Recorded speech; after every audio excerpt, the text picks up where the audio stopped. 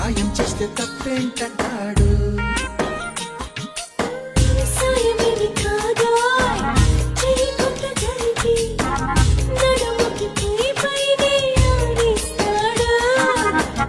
అసతీయ అత్త తట్టలేదు తిట్ట, ఇకపై ఆ పనినే కానిస్తాడు. పెద్ద దొంగోడతో బాబోయ్ ఉన్నాడు. ఇంత బంగారమే ముందే ఉంటే ఏం చేస్తాడు? దోచేస్తాడు.